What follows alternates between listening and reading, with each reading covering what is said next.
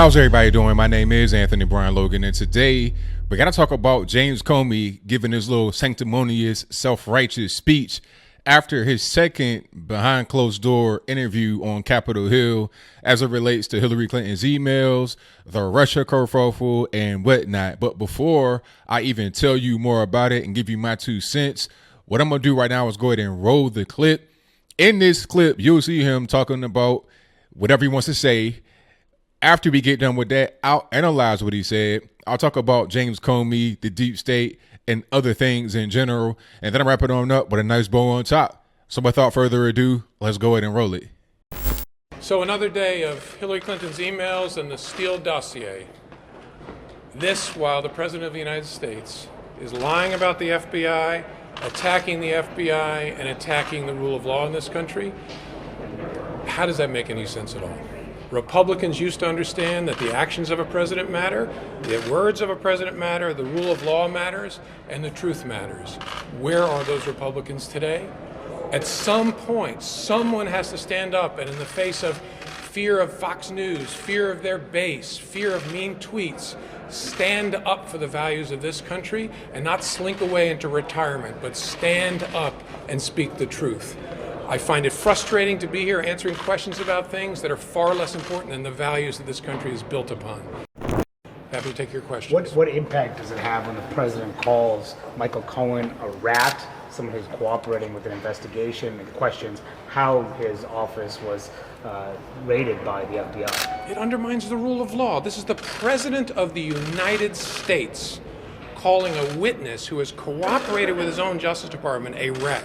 Say that again to yourself at home and remind yourself where we have ended up. This is not about Republicans and Democrats. This is about what does it mean to be an American? What are the things that we care about above our policy disputes, which are important? There's a set of values that represent the glue of this country, and they are under attack by things just like that. We have to stop being numb to it. Whether you're Republican or Democrat, you need to stand on your feet, overcome your shame, and say something. Do you feel like there was any legitimate investigative value to what happened here today, or was this just a political exercise? I can't answer that because I don't know exactly what they're investigating. The questions about Hillary Clinton and the Steele dossier strike me as more of the same. I didn't learn anything new in there. Maybe they did. Okay, so you saw that, you heard that, you see what's going on. Now, James Comey, you ought to be ashamed of yourself. Fear of Fox News, fear of mean tweets and all. Like, what are you talking about? First of all, who's really scared of Fox News? Honestly, Fox News is like the only somewhat conservative station on television. Every other station is in the bag for you, for Hillary Clinton, for everything that is deep state left. And sometimes even Fox News goes on the whole deep state left thing. Tucker Carlson himself kind of came out against Trump recently a little bit in some random magazine in Sweden. So let's not pretend that Fox News is this omnipotent being that cannot be defeated and everybody's afraid of and everybody kowtows to. That is not the case, sir. Most of the media is controlled by the same people and they work for the same people, the deep state, of which James Comey, I believe you are an intricate part of, which is why you had to get fired. And you're a weird case. You coming out and speaking against Hillary Clinton before the election, talking about, well, she's corrupt and, you know, but it's not really enough to bring her up on charges. You're a weird case. You're like the kind of person that rocks you to sleep. And what I mean by that is this.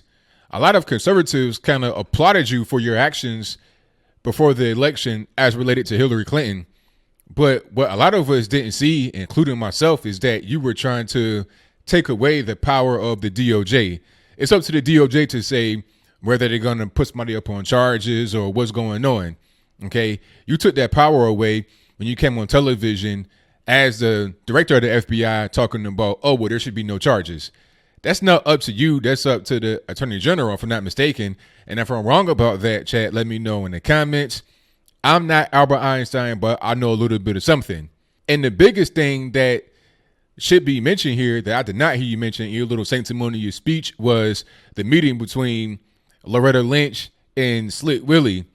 At the time when Loretta Lynch and Slick Willie had the meeting. You were the FBI director. She was the attorney general. Why would she be meeting with Slick Willie on a tarmac at Phoenix in the airport for like 30 minutes where no cameras around, nobody, just really impromptu? It was not a scheduled meeting or anything.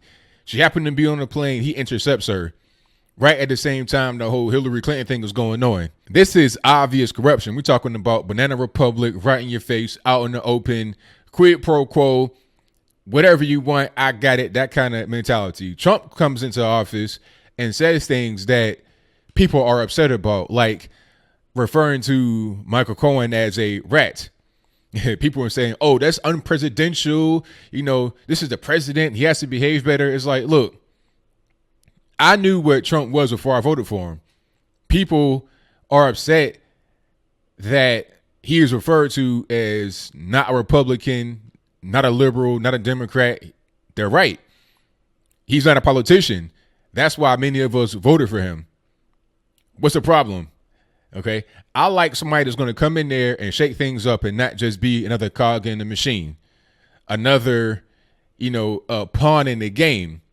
Who wants that? You want somebody that's going to come in there and actually make change. Barack Obama promised hope and change, but all that we got was yet another puppet for whoever was puppeting him. I don't know who. We can call it the deep state, but I don't know exactly these people.